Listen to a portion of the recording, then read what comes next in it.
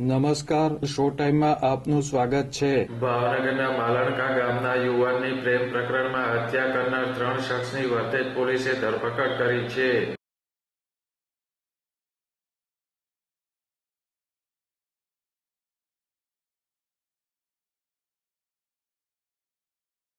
માલણકા ગામમાં રહેતા યુવાન રાધેશભાઈ મનસુખભાઈ બારૈયાની પ્રેમ પ્રકરણ મામલે વાડીએ લઈ જઈ 3 શખ્સોએ હત્યા કરી હતી.